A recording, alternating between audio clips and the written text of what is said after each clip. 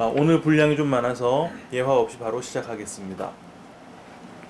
지난 시간 우리는 예수님께서 가룟 유다에 의해 대제사장들과 백성의 장로들, 이거 다 어떤 자들이었습니까? 율법을 맡은 자들이었지요. 바로 율법에게 팔리는 그 장면을 함께 나눴습니다. 그 장면은 그렇게 예수를 죽이려고 하는 율법에게 예수를 넘기려고 하는 가룟 유다와 그 율법으로부터 예수를 지켜내려고 하는 베드로가 대조적으로 그려진 장면이었죠. 하지만 사실상 가룟 유다나 베드로나 그 내심은 다 동일했다 그랬습니다. 그 내심, 그 목적, 그거 뭐였습니까? 이스라엘의 회복과 독립, 바로 그 목적을 이루기 위해 유다와 베드로는 각각의 방법을 동원했었던 것이죠. 그리고 예수님은 베드로의 방법이었던 그 칼부림을 무효로 돌려버렸습니다. 왜? 그렇게 예수님을 도우면 그게 바로 예수님과 함께 그릇에 손 넣는 자가 되니까. 그 떡은, 그 생명의 떡은 하나님이신 예수께서 홀로 꺼내서 나눠주셔야 하는데, 그때 그 그릇에 함께 손을 넣어서 그 하나님의 사역을 돕겠다고 나서는 게 바로 예수님을 파는 행위인 것이고, 그는 태어나지 않는 게 나았을 사람이다 라고 그랬었잖아요. 그렇게 베드로의 그 도움을 무효로 돌리시고 가룟 유다의 그 도움을 통해 주님은 율법을 맡은 자들의 손에 넘겨지게 됐습니다. 그리고 제자들은 그 순간 모두 그 자리에서 도망쳐 버렸죠. 그건 단순히 제자들의 비겁함을 드러내기 위한 장면이 아니라 친히 목자를 쳐서 양떼를 흩으신 하나님의 사랑이었다 그랬습니다. 왜?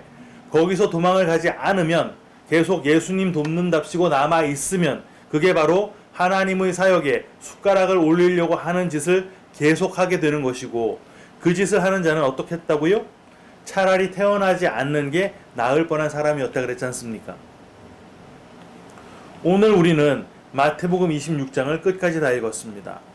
예수님께서 대제사장 가야바의 뜰에서 신문 받으시는 장면과 베드로가 주님을 부인하는 장면이 연달아 기록이 되어 있죠. 오늘 본문을 통해 얻고는 하는 그런 대표적인 교훈은, 아무리 두렵고 난처한 상황에 봉착한다 하더라도 우리는 베드로처럼 주님을 부인하지 말고 믿음으로 주님을 시인하는 담대하고 용맹한 믿음의 용사가 되자, 대략 이런 것인데요. 실제 오늘 본문이 말하려고 하는 것과는 상당히 동떨어진 교훈입니다.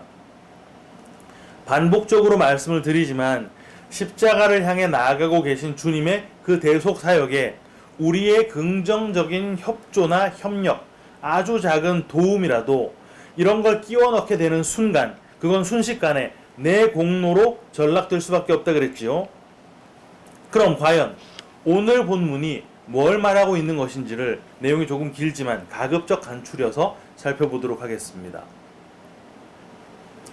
대제사장들과 백성의 장로들이 보낸 무리들이 가룟 유다에 의해 넘겨진 예수님을 대제사장 가야바의 집으로 연행을 했는데요. 그때 그 가야바의 집에는 서기관과 장로들이 모여 있었다고 합니다.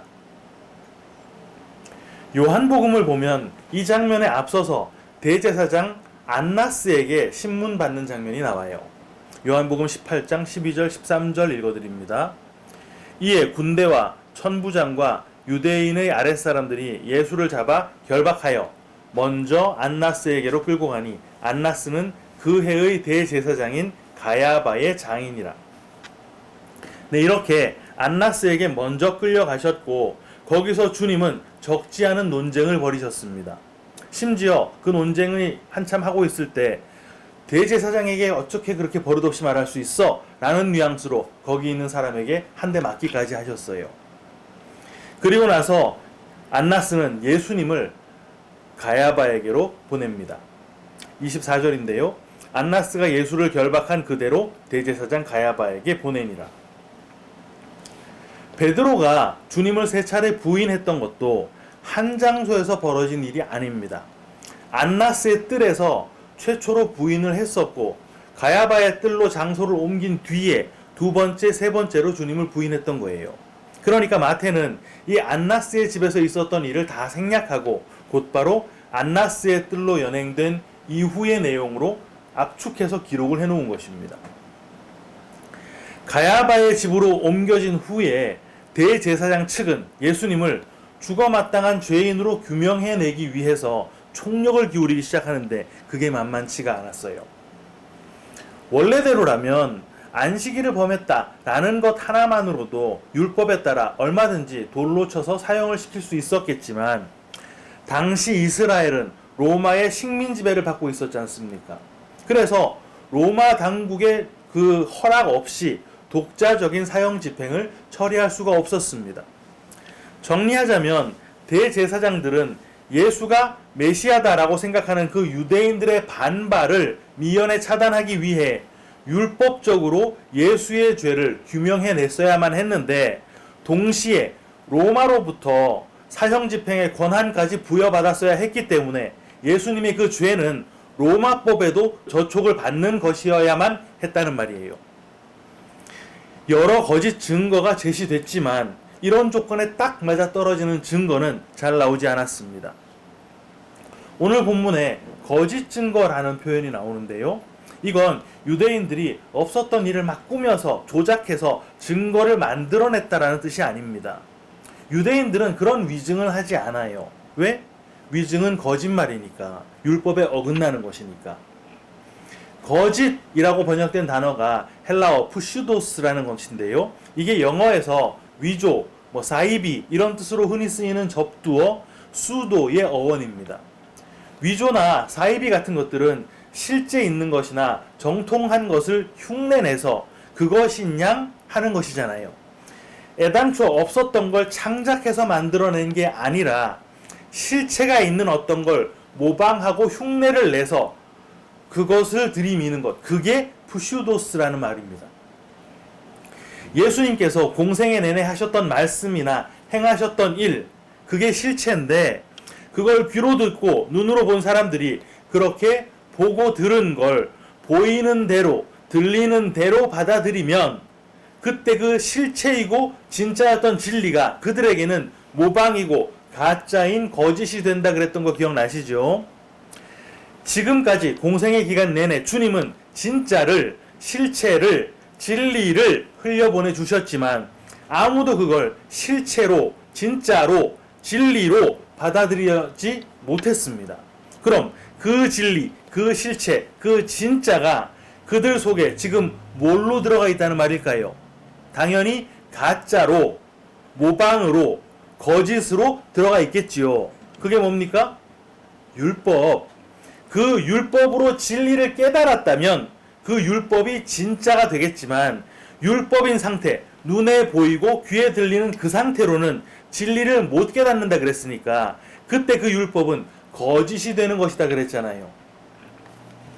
그래서 그들이 지금 증거를 마구 꺼내놓는데 그 모든 증거가 다 거짓의 증거인 것으로 마태가 기록을 하고 있는 것입니다. 왜? 어차피 그들의 증언은 다 율법에 매여 있는 상태니까. 그런데 그때 두 사람이 와서 내가 하나님의 성전을 헐고 사흘 동안 지을 수 있어 라고 저 예수가 말했다라는 증언을 하게 됐습니다. 이 두 사람이 아주 정확하게 주님의 워딩을 옮겨내진 못했어요. 주님은 야 너희가 이 성전을 헐면 내가 사흘 동안에 일으킬 수 있어 이렇게 말씀을 하신 것이거든요. 그럼 당연히 주님께서는 그 순간 야 너희는 어쩌면 인용 하나를 제대로 못하니 이렇게 반박할 수가 있었겠지요. 하지만 주님은 거기서 침묵을 하셨습니다. 왜? 지난 3년 반 귀에다 대고 말로 설명을 해줬었는데 그거 못 깨달았잖아요. 귀로 듣고 눈으로 보는 걸로는 안 되니까 가르치고 선포하고 보여주는 방법에서 제물 대신 예수님 스스로가 죽는 방법으로 그 방법이 지금 전환이 되고 있다는 말입니다. 그런데 그 순간 대제사장이 추가적인 질문을 하게 되는데요. 오늘 본문 63절. 예수께서 침묵하시거늘 대제사장이 이르되 내가 너로 살아계신 하나님께 맹세하게 하노니 네가 하나님의 아들 그리스도인지 우리에게 말하라.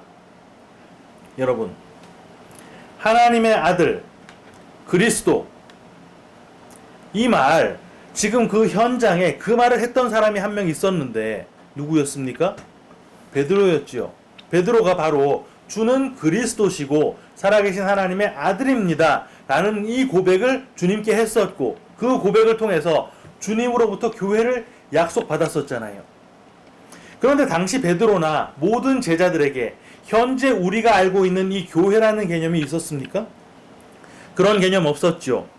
베드로를 포함한 전 제자들은 주님께서 영원한 천국의 신부인 교회를 세우신다는 그런 개념 자체가 없었고, 단지 민족적 이스라엘을 회복하실 것이다 라는 생각만 하고 있었다는 말입니다. 베드로는 예수님의 그 신비한 힘, 신적인 능력을 수도 없이 목격해 왔었고, 직접 체험한 것도 여러 차례 있었습니다. 병자들이 낫는 것, 오병이어의 기적, 귀신 막 쫓겨나가는 것, 풍랑을 잠잠케 하시는 것, 물 위를 막 걸어가시는 것, 다 열거할 수가 없을 정도였죠. 논쟁하시는 건 어떻습니까? 주님께서 바리새인들과 논쟁을 하실 때 밀렸던 적이 단 한 번도 없었어요. 베드로의 입장에서 그리스도이시고 하나님의 아들이신 저 예수님은 이렇게 무기력하게 당할 분이 아니었단 말입니다. 여러분, 지금 이 베드로는 사람들에게 자기가 예수님의 제자인 거 들킬까봐 무서워서 전전긍긍하고 있는 상태가 아닙니다. 그게 무서웠다면 거기까지 안 쫓아가면 그만이에요. 이미 겟세마네에서 도망쳤는데 뭐하러 삐질삐질 안나스의 집까지 쫓아갔다가 거기서 가야바의 집까지 또 쫓아옵니까? 이 일이 있기 직전에 베드로가 뭐라고 말했었는지 기억나시죠? 26장 33절부터 35절 제가 읽어드립니다. 베드로가 대답하여 이르되 모두 주를 버릴지라도 나는 결코 버리지 않겠나이다. 예수께서 이르시되 내가 진실로 네게 이르노니 오늘 밤 다 굴기 전에 네가 3번 나를 부인하리라. 베드로가 이르되 내가 주와 함께 죽을지언정 주를 부인하지 않겠나이다 하고 모든 제자도 그와 같이 말하니라. 베드로는 지금 죽을 각오로 예수님을 쫓아온 상태라는 말입니다. 왜? 분명 받은 약속이 있으니까. 무슨 약속? 교회를 세우겠다고. 어디에? 개바 베드로의 그 고백 위에. 그런데 그게 뭐요? 인족적 이스라엘의 회복인 줄 착각하고 있을 뿐이었죠. 그런데 그 순간 가야바가 베드로의 그 고백을 확인시켜주는 말을 한 것입니다. 야, 너 하나님의 아들 그리스도 맞아? 그리고는 주님이 그 질문에 대답을 하시는데 뭐라고 하십니까? 본문 64절. 예수께서 이르시되 네가 말하였느니라. 그러나 내가 너희에게 이르노니 이후에 인자가 권능의 우편에 앉아 있는 것과 하늘 구름을 타고 오는 것을 너희가 보리라 하시니. 베드로가 예수님을 쫓아갔던 이유를 마태는 이렇게 기록하고 있습니다. 본문 58절. 베드로가 멀찍이 예수를 따라 대제사장의 집 뜰에까지 가서 그 결말을 보려고 안에 들어가 하인들과 함께 앉아 있더라. 결말을 보기 위해서였다 그래요. 그 결말 뭐겠습니까? 지금 잠깐 수세에 몰린 듯 보이는 주님이시지만 바로 직전에 주님께서 말씀하셨잖아요. 야, 내가 하늘에서 12군단 더 되는 천사 못 부를 것 같아? 이런 말씀까지 하셨단 말입니다. 그렇게 하늘 군대를 불러내려서 판세를 완전히 뒤집는 결말, 그리고 거기에 탄력받아서 로마까지 박살내버리는 그런 결말. 베드로는 바로 그 결말을 보기 위해서 거기 쫓아간 것이고, 그 일이 일어나는 순간에 품속에 숨겨놨던 말고의 귀 잘랐던 그 칼 꺼내들고 다시 한번 제대로 일을 내보려는 속셈을 품은 상태였다는 말이에요. 베드로의 온 신경은 지금 주님의 말 한마디, 손짓 하나, 몸동작 하나에 완전히 집중되어 있는 상황입니다. 살짝만 주님이 사인을 줘도 즉시 내가 뛰어나가서 움직여야 하니까. 그런데 옆에서 계속 누가 말을 거네요. 당신 갈릴리 사람 예수와 함께 있었던 사람인 것 같은데. 베드로는 즉시 부인합니다. 왜? 무서워서입니까? 그게 무서워서 부인한 거였다면 자기 스스로가 부인하고 있다는 인식을 했었겠죠. 하지만 마태는 베드로가 달기 운 뒤에야 비로소 3번 부인할 거다라고 했던 주님의 말씀이 생각났었다고 기록하고 있습니다. 그럼 그 순간 스스로 내가 지금 주님을 부인하고 있구나, 이런 인식조차 하지 못했다는 말 아니겠어요? 입으로 부인하고 있는 그 상황과 그 순간의 베드로의 심정이 전혀 달랐다는 말입니다. 진짜 주님과 엮이기 싫어서 부인한 게 아니라 지금 이 시덥잖은 말도 안 되는 질문을 하는 사람들과 엮이기 싫어서 베드로가 부인을 했다는 말을 하는 거예요. 왜? 주님한테 집중하고 있는 이 가장 중요한 일에 방해가 되니까. 왜 그렇게 집중했다고요? 주님이 행동에 들어가는 즉시 나도 곧바로 칼 뽑아 들고 주님의 그 행동에 동참하기 위해서. 여러분, 이게 바로 성도들이 신앙생활 속에서 크게 착각하는 부분입니다. 내 열심과 내 능력으로 주님이 하시는 일에 어떻게든 도움이 되겠다고 하는 거예요. 어떤 어려운 상황이더라도, 어떤 곤란한 여건 속에 내가 있다 하더라도 내 결단, 내 굳은 심지로 내가 뱉어놓은 그 말에 끝까지 책임지겠다는 각오로 달려듭니다. 그게 하나님께서 기뻐하실 일이라고 생각을 하는 것이죠. 그때 나는 나대로 뿌듯함을 챙기고 하나님은 하나님대로 그 섬김 받아 기쁨 누리시고 윈윈 하는 거란 말입니다.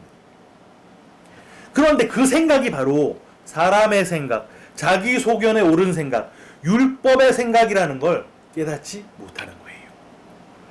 그리고 성경은 그렇게 사람의 생각, 자기 소견에 옳은 생각, 그 율법의 생각에 매여서 주님을 돕고자 하는 걸 주님을 부인하는 것이라고 가차없이 선언하시는 것입니다. 아멘. 그런데 그 부인 한 번도 아니고 두 번도 아니고 세 번을 부인했어요. 그거 뭡니까? 죽을 죄인이라는 게 판명되는 것이잖아요.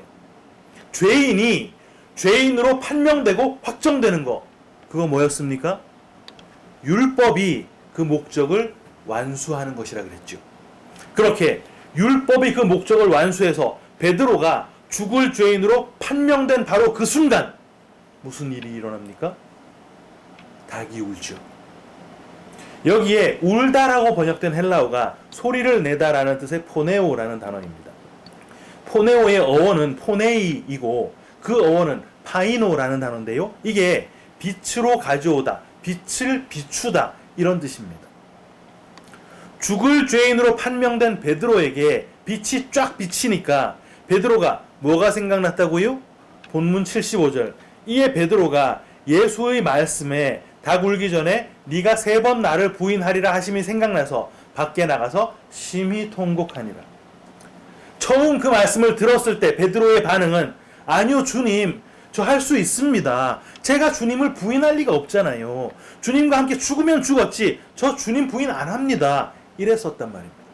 그게 무슨 상태입니까? 주님의 말씀을 율법으로 받는 상태, 그 말씀을 나의 뜻, 내 생각으로 받은 상태, 어둠의 상태라는 말입니다. 그리고 그렇게 받은 율법을 통해 내 어둠이 확실하게 증명이 되고 그 어둠에 달기 우니까, 다른 말로 빛이 쫙 비치니까 율법으로 받았던 그 말씀이 진리로 깨달아진다는 말을 하는 거예요. 어떻게? 아, 나는 부인하는 자로구나. 나는 그 율법 지켜낼 수 없는 자로구나. 이걸 깨닫게 된다는 말입니다. 이거 무슨 그림입니까? 내 뜻, 내 생각이 주님의 말씀에 눌려 진압당하는 그림이잖아요.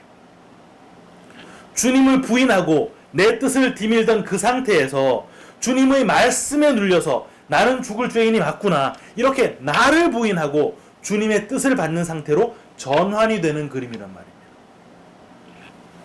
사랑하는 키퍼스 처치 성도 여러분, 주님을 부인하는 걸 그저 안 믿는 사람들이랑 밥 먹을 때 기도 안 하는 거, 율법적 가책이 느껴질 만한 어떤 일 앞에서 내 율법적 양심에 어긋나게 행동하는 거, 혹 알 수 없는 미래에 공산주의자들이 막 총을 겨누면서 예수 믿으면 죽인다고 할 때 아, 나 예수 몰라요, 뭐 이런 수준으로 생각하시면 안 됩니다.